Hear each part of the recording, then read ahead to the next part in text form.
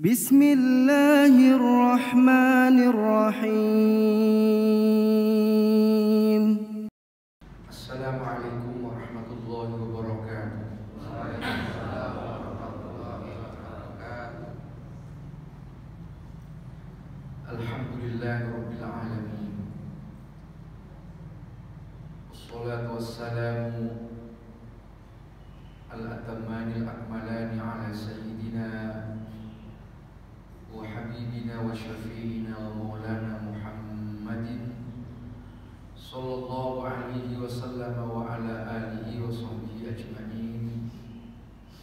Rabbi shrah li sadri wa yassir li amri wa hlul 'uqdatam min lisani yafqahu qawli. Subhanaka la ilma lana illa ma 'allamtana innaka antal alimul hakim. Amma ba'd. Hadratul muhtaramin, para alim, para asatidz, para tokoh masyarakat, terutama pengurus Masjid Al-Hidayah, bapak-bapak, ibu semua, hadirin hadirat yang dimuliakan Allah. Mari sama-sama kita menyampaikan puji dan syukur kehadirat Allah dengan ucapan alhamdulillah wa syukurillah. Kita masih diberikan kesempatan oleh Allah menunaikan sholat subuh berjamaah. Mudah-mudahan sholat kita, ibadah kita, kerja kita semua mendapat ridho Allah Subhanahu wa ta'ala. Amin Allahumma amin ya rabbal alamin. Bapak ibu semua, kita juga bersyukur kepada Allah diberikan umur panjang memasuki tahun baru Hijriah 1445. Mudah-mudahan tambahnya umur kita ini juga berbanding lurus dengan tambahnya kualitas ibadah kita.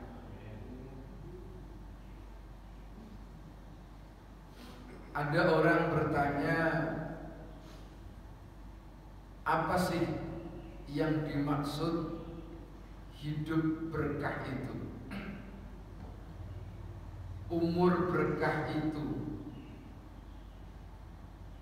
rezeki berkah itu. Para ulama menjelaskan makna keberkahan. Pertama, maknanya adalah az-ziyadah. Ziyadah itu artinya tambah. Al-Imam Al-Ghazali menambahi dengan kalimat ziyadatul khair, tambahnya kebaikan. Jadi bapak-bapak, ibu-ibu, tambah umurnya berkah apa tidak, tinggal kita lihat tambah kebaikannya apa tidak. Rezeki kita ini berkah apa tidak, salah satu indikatornya adalah tambah kebaikannya apa tidak. Mungkin tambah secara nilai, tapi apa tambah kebaikannya? Kadang-kadang malah sebaliknya. Orang duitnya banyak Pak, malah jamaahnya kurang karena rajin tawaf, tapi tawafnya di mall Pak, 10 kali putaran. Kalau duitnya lagi banyak, kira-kira belanjanya nunggu tukang sayur lewat apa muter di mana ini yang dekat sini.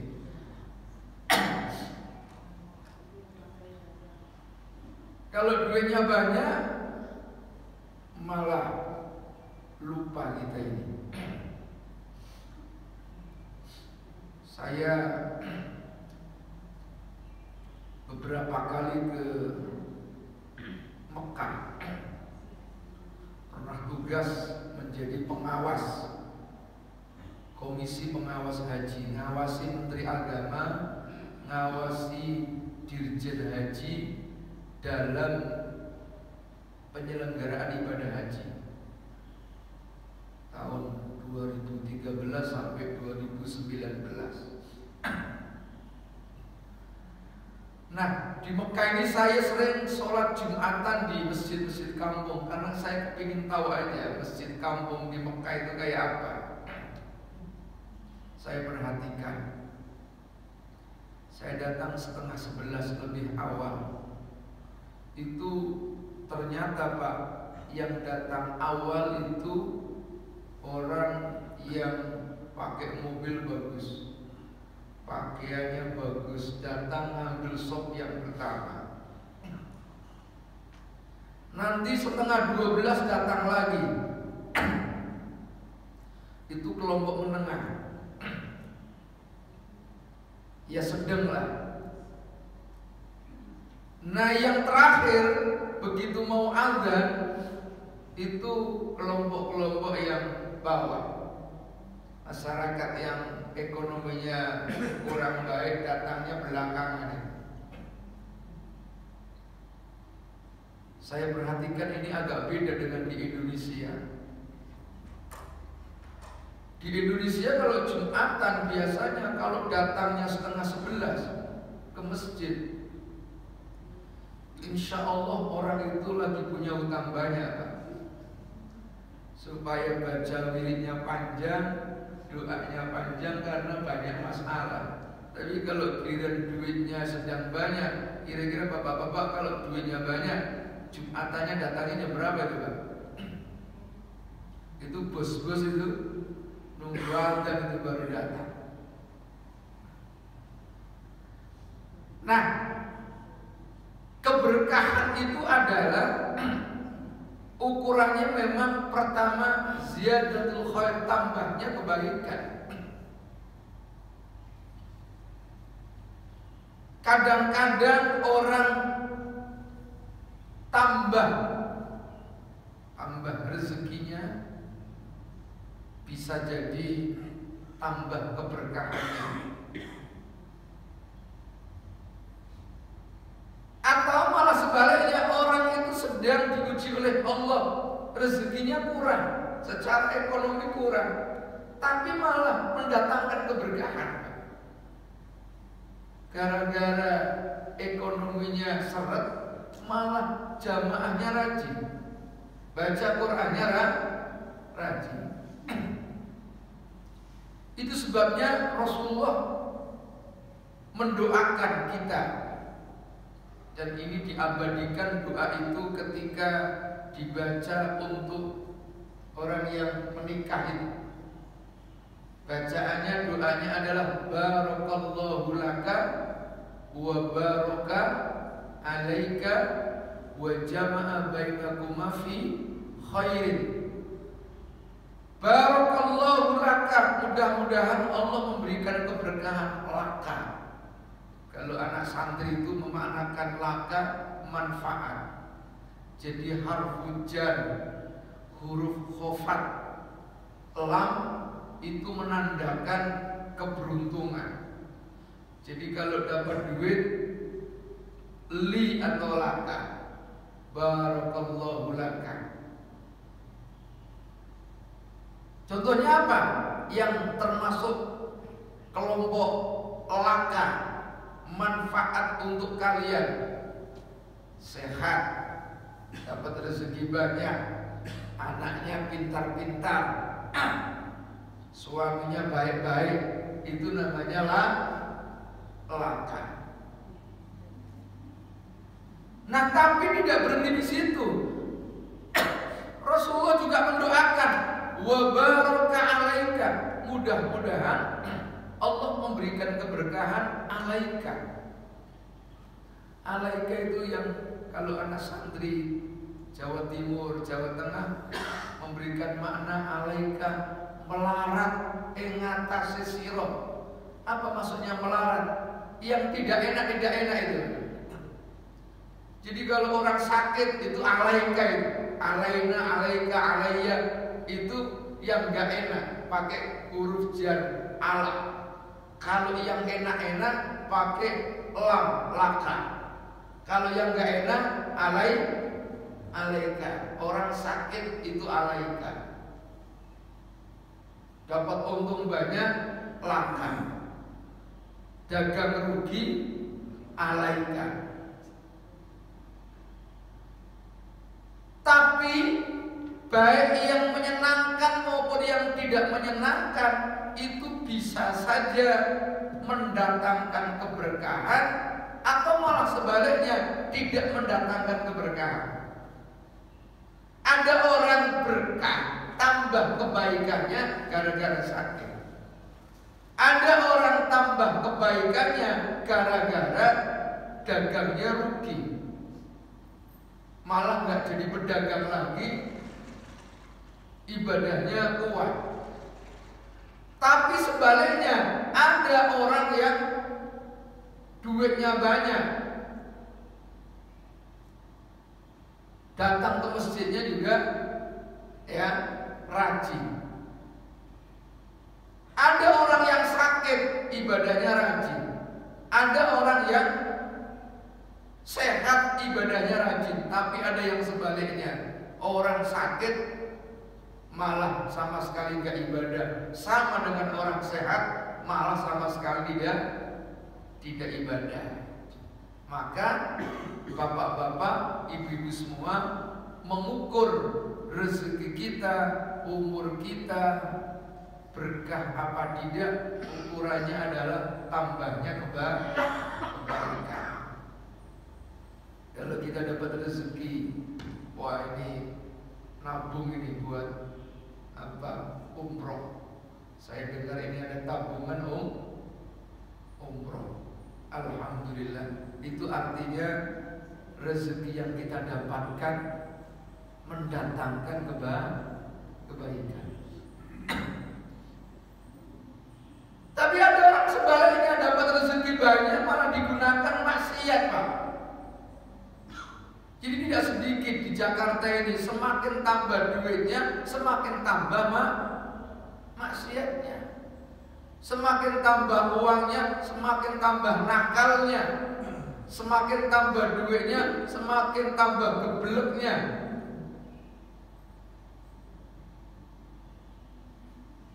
Itu yang pertama. Maknanya keberkahan adalah ziyadatul khair, tambahnya kebaikan. Yang nomor dua, berkah itu indikatornya adalah as-sa'adah. As-sa'adah itu kebahagiaan, kesenangan. Kebahagiaan yang seperti apa? Kebahagiaan tidak hanya sekedar fisik, materi. Kalau kita ini kan seringkali melihat kebahagiaan seseorang hanya dari aspek materi, Pak. Oh itu senang, itu bahagia. Kenapa? Bininya cantik. Iya, Pak. Pak, kira-kira kalau punya istri cantik bahagia apa enggak, Pak? Ya, secara umum bahagia, punya bini cantik ya, Pak ya. Punya duit banyak, rumahnya bagus, bahagia apa enggak? Ya bahagia. Secara umum orang menilai, oh dia senang. Padahal yang punya bini cantik itu malah gak karu-karuan dia, pusing. Saya pernah ngobrol-ngobrol dengan kepala Pengadilan Agama Jakarta Selatan. Di Jakarta Selatan itu banyak perempuan mengajukan gugat cerai, minta cerai, Pak. Itu yang mengajukan gugat cerai semuanya hampir rata-rata cantik-cantik, Pak. Saya guyon aja karena dengan kawan sendiri, ya pantaslah cantik minta cerai, masa jelek minta cerai. Artinya apa? Kecantikan istri itu nggak menjamin bahagia, malah jadi masalah. Apalagi duitnya bini, duitnya istri lebih banyak, tambah nggak karuan lagi. Udah cantik, duitnya banyak. Sementara suaminya model begini. Ya. Emang lo doang katanya. Sama Bu. Kira-kira kalau punya suami ganteng bahagia apa enggak? Ya, jawabannya bisa senang, bahagia, bisa masalah. Bahkan kadang-kadang lebih banyak masalahnya gara-gara suaminya ganteng. Apalagi duitnya banyak. Wah, petingkah ini. Petingkah itu apa Pak? Laki-laki ganteng, duitnya banyak. Hati-hati aja Bu. Bu.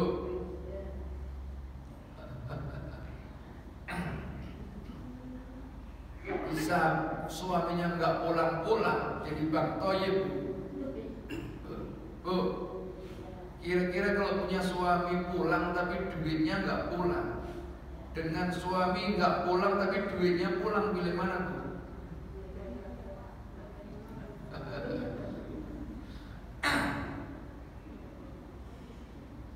Nah, saadah, kebahagiaan ini justru lebih ditekankan pada aspek yang sifatnya batin, bukan zahir. Wa min ayatihi an khalaqalakum min anfusikum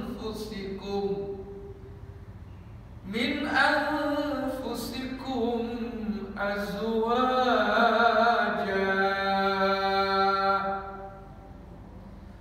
litaskunu ilaiha wa ja'ala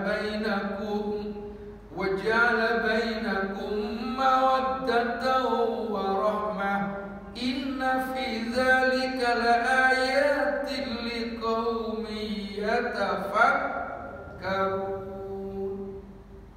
Wa min ayatihi, setengah dari tanda-tanda kekuasaan Allah an khalaqa. Saya akan menjelaskan dari aspek kebahasaan.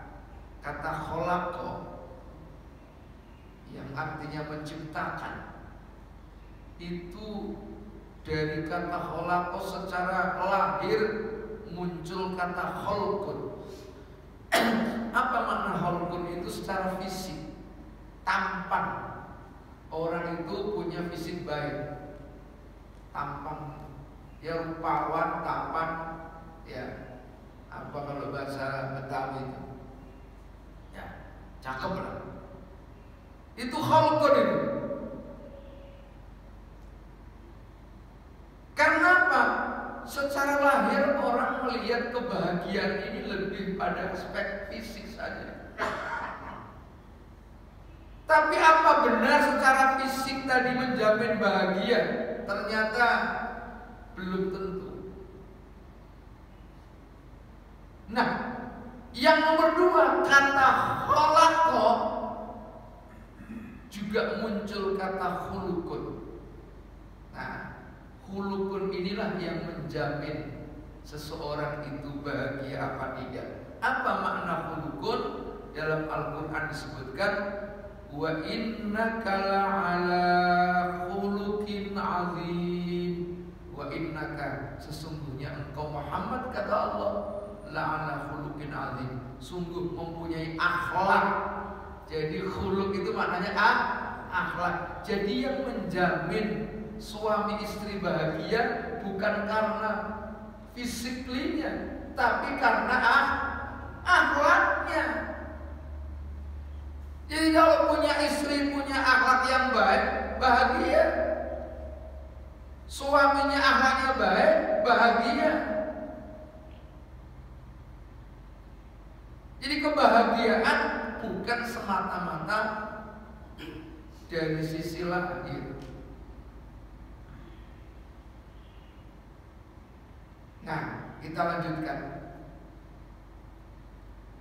Litaskunu ilaiha. Kata litaskunu itu berasal dari kata sakana yaskunu. Kalimat sakana yaskunu secara lahir muncul kata sakan. Sakan itu tempat tinggal, Pak. Karena orang senang itu bahagia. Salah satunya orang melihat secara lahir dari aspek rumahnya, tempat tinggalnya. Wah, senang dia, rumahnya bagus. Kalau bahasa Jawa itu rumahnya magrong-magrong, mobilnya kinclong-kinclong, istrinya moblong-moblong, gelarnya keroncong-keroncong. Nah, orang kelihatan bahagia kalau punya rumah, apalagi rumahnya bagus. Tapi pertanyaannya, apakah orang yang punya rumah dan rumahnya bagus itu menjamin bahagia? Belum tentu, Pak. Banyak orang sudah punya rumah bagus, berantakan keluarganya. Maka dari kata sakana ya 10 tadi, secara batin, kalau lahir rumah tadi sakan, secara batin muncul kalimat sakinah. Sakinah itu artinya apa? Ketenangan hati. Maka doanya mudah-mudahan mawaddah rahmah, sakinah mawaddah rahmah. Sakinah itu ketenangan hati. Yang menjamin bahagia adalah hatinya tenang, walaupun rezekinya sebatok, tidurnya ngorok. Nah, ketenangan hati itu tidak ditentukan dari aspek materi. Orang yang penting merasa cukup, ridho dengan pemberian Allah. Itu dalam bahasa akhlak tasawuf namanya qanaah. Qanaah itu menerima pemberian Allah, baik sedikit maupun besar. Semua pemberian Allah itu yang terbaik, Pak. Jadi harus kita lakukan dalam diri kita. Harus kita meyakini betul bahwa semua pemberian Allah itu yang terbaik.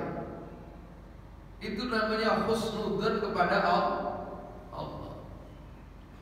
Tapi tidak sedikit orang yang suudzon. Suudzon itu buruk sangka. Kalau husnudzon baik sangka. Masa suudzon kepada Allah? Allah udah nggak sayang sama kita ini. Dari dulu udah kerja banting tulang siang malam, rezeki seret aja. Emang Allah nggak suka sama kita kali ini. Itu namanya suudzon. Tapi kalau kita husnudzon kepada Allah, apa yang Allah berikan kepada kita, walaupun mungkin secara lahir nggak enak, hanya utang, ya anaknya sakit, itu kan nggak enak, kan? Tapi tetap kita diperintahkan husnudzon, itu yang terbaik.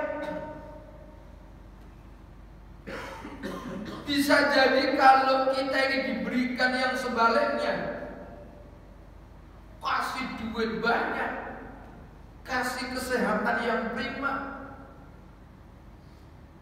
nggak akan mungkin kalian akan datang ke masjid subuh-subuh begini. Karena apa? Orang duitnya banyak, jam 1 baru pulang, muter kemana, ngabisin duit itu. Jam 2 tidur, jam 4 bangun kan? Ya.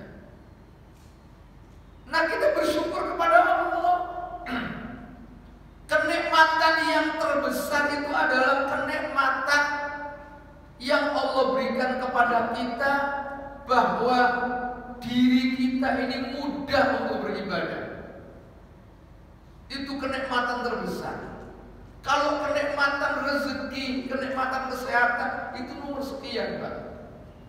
Kenikmatan yang terbesar adalah kita diberikan kemudahan oleh Allah untuk ibadah. Mahal itu harganya. Kita bisa mudah jalan kaki, bangun subuh, datang ke masjid. Itu rezeki yang paling tingkat tinggi. Harganya mahal ketimbang rezeki yang berupa duit, kekayaan itu. Belum kalau ditambah kita rajin baca Quran, Masya Allah. Orang kalau sudah dapat lezatnya baca Quran, subhanallah, lezatnya sholat tahajud, lezatnya bangun subuh, lezatnya sholat sunnah fajar. Itu semuanya adalah kenikmatan yang luar biasa, rezeki yang luar biasa, jauh lebih bagus ketimbang, ayo, kalau sholat sunnah fajar berapa itu? Bandingannya apa Pak? Khairun, lebih baik dari apa saja yang ada di bumi dan semua isi. Hanya kalah dengan sholat sunnah fajar. Artinya apa? Bapak-bapak ibu bisa bangun subuh, sholat 2 rakaat tadi itu sebelum subuh kan, sebelum sholat subuh, itu melebihi kekayaan yang ada, yang kita miliki. Loh. Jadi yang paling penting adalah kita menerima qanaah. Nah, orang yang qanaah pertama harus ridho, rela. Yang kedua menikmati.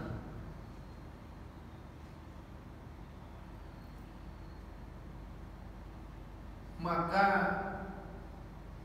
salah satu makna qadar, kan, Allah memberikan rezeki itu sesuai dengan qadha dan qadarnya Allah. Qadar itu sudah jadi bahasa Indonesia kadar. Kadar itu takaran, ukuran. Jadi rezeki itu semua sudah terukur, Pak. Enggak ada yang meleset sedikit pun. Oh, ini Bapak ukuran yang pas segini. Kalau dikasih lebih dari itu bahaya, Pak. Ya. Dan itu ukurannya terbaik. Kayak mobil aja, ini bensin ya, ukurannya 5 liter. Kalau lebih dari 5 liter tambah bahaya. Oh, ini mobil besar, ini ukurannya 50 liter. Itu sudah pas. Kalau lebih dari itu tambah bahaya. Sama dengan orang ini. Kita ini masing-masing sudah ditentukan oleh Allah takarannya masing-masing.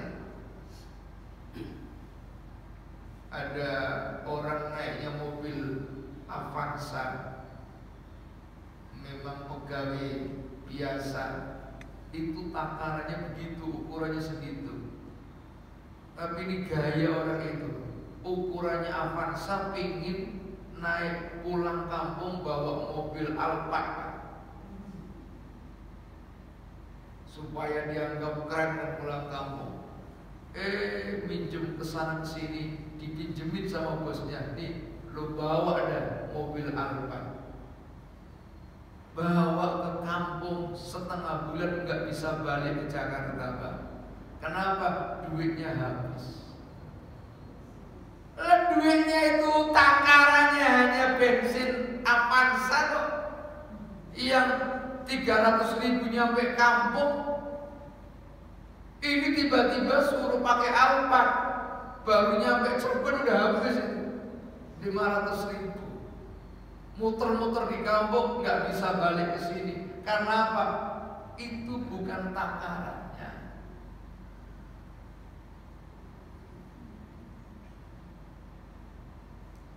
Nah, kalau kita memahami itu, bahwa ini takaran kita, oh hidup itu nikmat. Bahkan para ulama mendefinisikan rezeki itu sesungguhnya segala sesuatu yang sudah kita rasakan itu rezeki. Kalau masih ada di catatan, itu belum dianggap rezeki kita. Kan banyak yang punya duit di catatan, banyak Pak ya? Pak, semua punya uang kan? Cuma di catatan doang kan? Di catatan, oh di bank punya duit 200 juta 300 juta. Itu belum dianggap rezeki Bapak, karena Bapak belum merasakan itu. Cuma perasaan doang 300. Nah, yang dianggap rezeki itu yang kita makan nih, belum. Ya, itu rezeki kita Pak.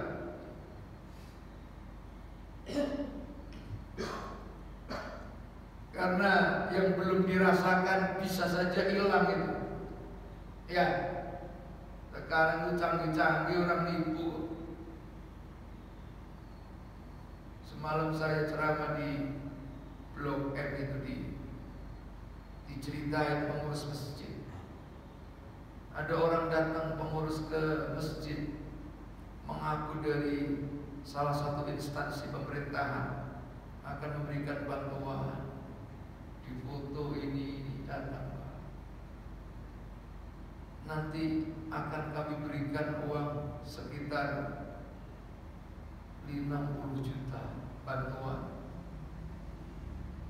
Bener nggak lama kemudian di WA lagi mengurusnya, dikirimin tanda pengiriman bank 60 juta.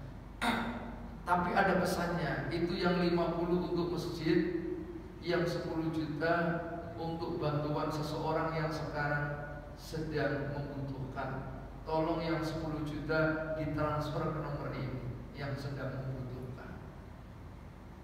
Pengurus masjid senang apa enggak tuh Pak? Tanpa ngontrol lagi itu, bantuannya udah masuk apa belum, karena sudah persis itu di HP-nya itu ada uang masuk, struknya ada Pak. Coba kan orang percaya kita terproses kan? Ya, ternyata bisa dibikin itu. Tahu-tahu duitnya nggak masuk, 10 juta dikirim tuh ke nomor orang itu. Kadang-kadang sudah di tangan aja bisa hilang, belum rezekinya. Rezekinya yang mana? Yang Bapak makan itu seberapa banyak? Sepiring doang. Apalagi yang sudah tua-tua kayak kita ini, alah makan, duitnya banyak, larangannya banyak. Pingin makan durian tapi nggak boleh, pingin makan sate nggak boleh.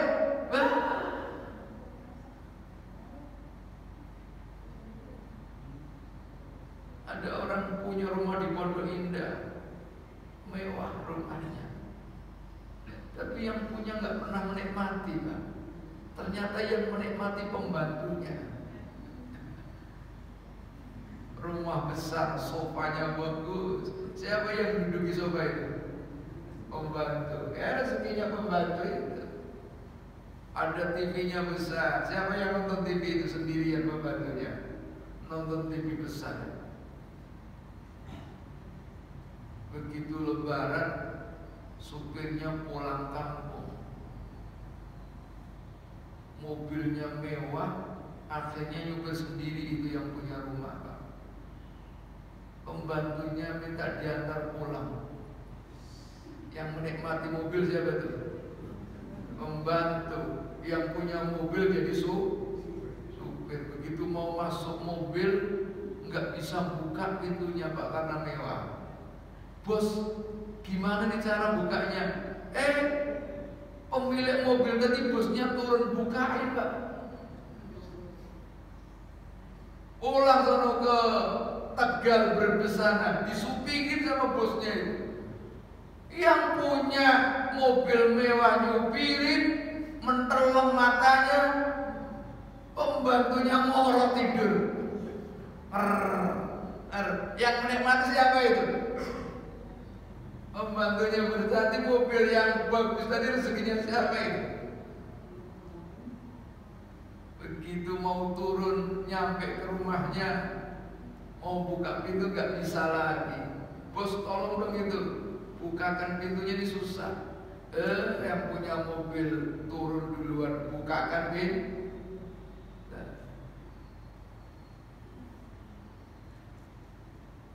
Begitu udah, apa kata pembantunya? Bos, saya ke Jakarta lagi, tanggal berapa? Oh cepet-cepet, tapi bisa nggak dijemput? Minta dijemput. Aduh, berarti rezekinya siapa itu?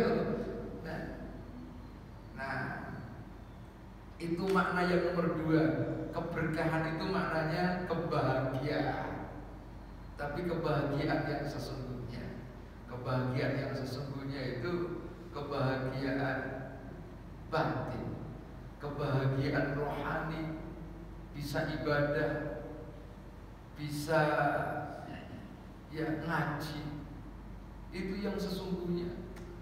Jadi orang yang bisa ngaji, waktunya luang untuk ibadah, itu yang bahagia itu. Sementara orang yang punya duit banyak mau terang, gak hari gak karu-karuan. Ya,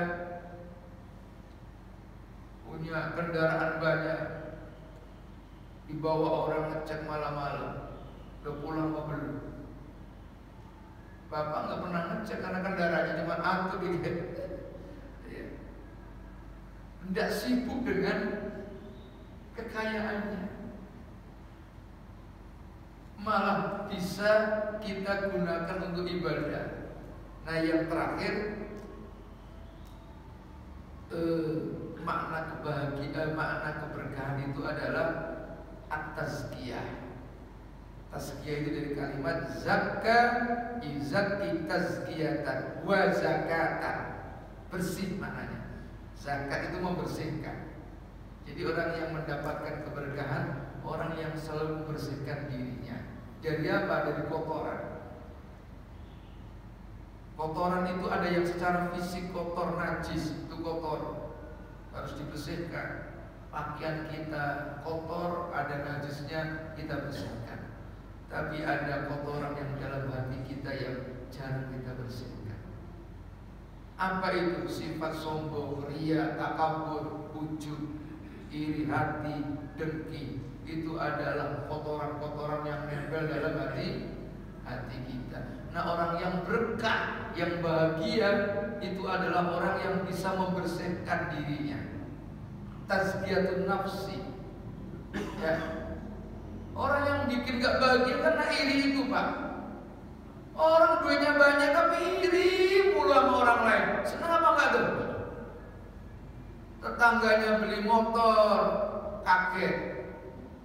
Tetangganya beli apa lagi? Mobil, pingsan. Tetangganya kawin lagi. Ya. Enggak karu-karuan. Itu yang bikin orang gak bahagia kan begini-begini. Nah, itu bersihkan semua kesombongan. Orang sombong itu merasa besar, menganggap orang lain kecil aja. Itu penyakit. Enggak bahagia orang itu, Pak. Ya. Nah, itu kita bersihkan semua. Nah, itulah kira-kira yang bisa saya sampaikan. Biasanya ada diskusi nggak, Pak? Ada. Monggo kalau ada pertanyaan, kalau saya bisa jawab saya jawab, kalau enggak ya utang nanti. Monggo silahkan. Ya, Pak. Jadi, Assalamualaikum warahmatullahi wabarakatuh. Assalamualaikum. Jadi yang menentukan kita bahagia atau tidak itu gimana? Yang menentukan kan kalau kita itu bahagia atau enggak kan kita sendiri. kita sendiri. Syaratnya apa? Ya kriterianya tadi sudah saya sebutkan. Jadi kita memang perlu latihan terus menerus hidup ini. Ya, harus dicoba terus menerus. Salah satunya yang mendatangkan kebahagiaan itu adalah kita harus mencoba untuk menerima bahwa pemberian Allah itu betul-betul yang terbaik. Qadha dan qadarnya Allah itu yang terbaik. Sifat qanaah, nerimo, panduk itu yang caranya. Tapi ini memang harus latihan, Pak.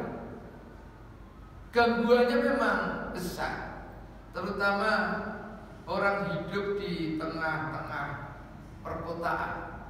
Ya, ini kalau enggak siap-siap, ya pasti kita ini banyak penyakit. Salah satu caranya adalah kita sering-sering memang mendengarkan pengajian, sering-sering mendapatkan peringatan. Karena itu semua akan menimpa kepada siapapun, termasuk para tokoh, para kiai, para ulama, orang-orang pintar diuji oleh Allah. Misalnya penyakit yang bisa mengganggu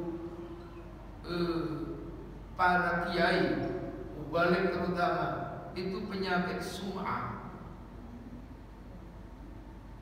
syuhrat, penyakit ingin popularitas, ingin pujian banyak orang. Itu penyakit yang paling banyak dimiliki oleh orang pintar. Kalau orang kaya, penyakit yang terbesar adalah sombong. Kaya itu penyakitnya sombong itu. Menganggap orang lain itu bisa diselesaikan lewat duit. Gampang kemudian nanti kita kasih duit juga selesai. Ya.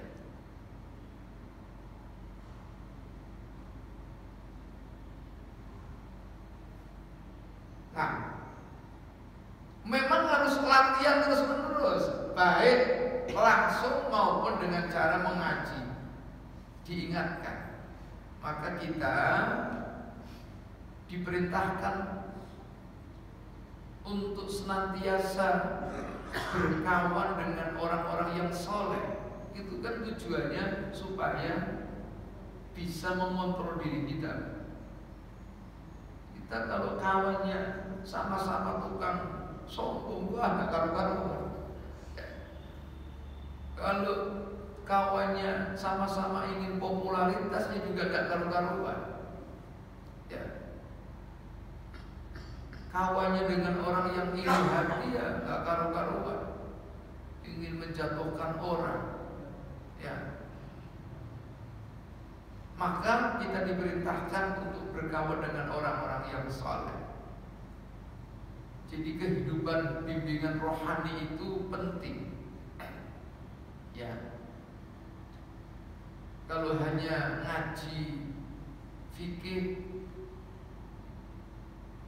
ya kita ini kan ilmu agama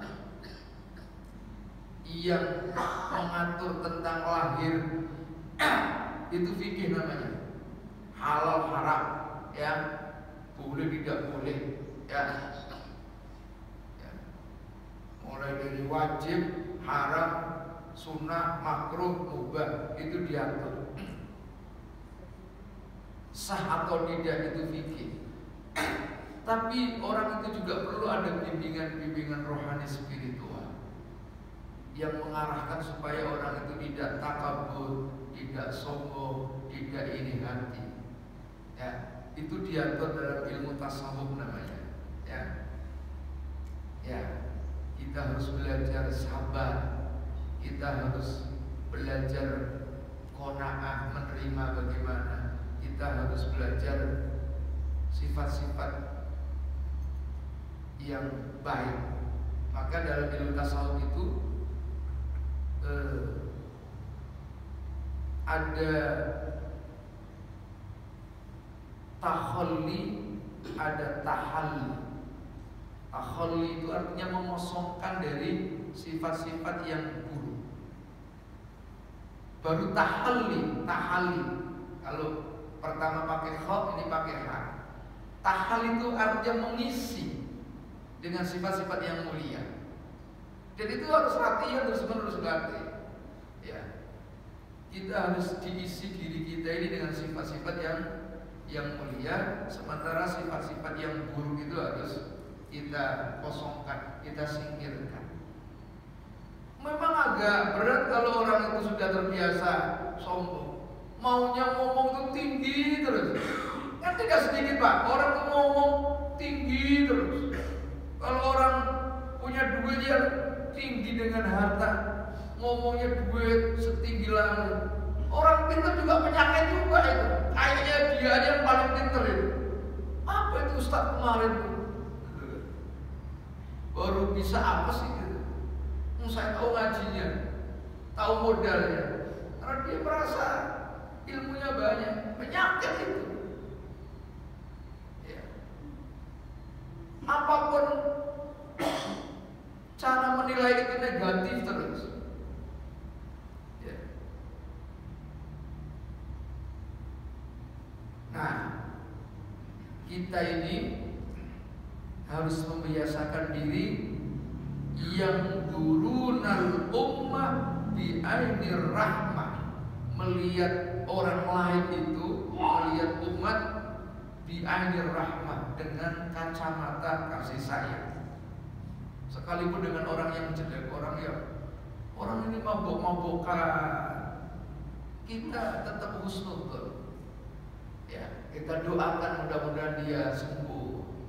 Ya, kadang-kadang dengan orang yang nggak benar, dia apain dia calon penduduk neraka itu. Kayaknya dirinya itu udah calon penduduk surga bener gitu. Nah, saya kira itu Pak ya. Jadi memang ada sebuah proses sarannya. Ya, salah satunya adalah bimbingan spiritual, bimbingan rohani. Maka kalau orang-orang tertentu di kampung ada thariqah, cara, ada mursyidnya, itu untuk membimbing supaya kita ini benar, ya, diarahkan oleh mursyidnya, diarahkan. Ya. Itu saja barangkali Pak ya. Mari kita tutup dengan doa. Al-Fatihah. Bismillahirrahmanirrahim.